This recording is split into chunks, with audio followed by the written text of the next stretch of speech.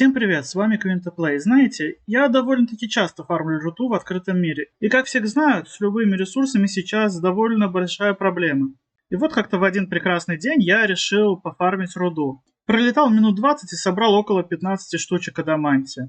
После чего просто плюнул на это бесполезное дело, так как выхлопа от этого по сути ноль. Но так случилось, что именно этим вечером я как раз шел в Змеиное святилище. И чтобы запастись химией, я зашел на аукцион. И тут мне на глаза попалась руда, которую я как раз нафармил с утра. И я ее решил продать, так как она занимала место в инвентаре. И в момент, когда я ее выставил на аукцион, я увидел, что цена адамантия за штучку всего 1 золотой и 40 серебряных. И в этот момент мне стало очень любопытно, а может вообще нет смысла ее фармить. И легче просто купить руду на аукционе, а потом просеять. Сегодня об этом и пойдет речь в данном видео. Ну и чтобы просейка была хоть как-то объективна, я решил взять довольно-таки большое количество руды. Изначально я хотел взять 10 тысяч руды, но вышло только 6 тысяч. Однако я считаю, что этого должно хватить для получения понимания о приблизительных шансах на дроп каждого камня. Все, что по итогу я просеял, вы можете на данный момент видеть на экране. Это 57 даунстоуна, 43 Night Eye, 33 Noble Topaz, 28 Талазита, 52 Living Ruby, 35 Star of Elune,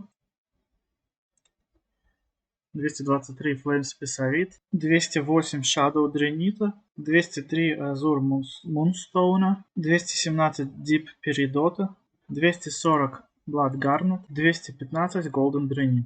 Что ж, дальше бы я хотел перейти к расценкам.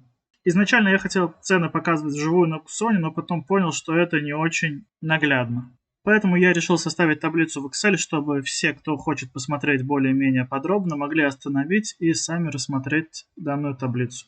Так как я уже говорил о том, сколько камней мне выпало, не вижу смысла повторяться, а проценты вы можете посмотреть сами на экране, чтобы я не тратил ваше время. Цены вы также можете посмотреть в данной таблице. Я не вижу их смысла называть, исходя из тех соображений, что на разных серверах цены могут отличаться.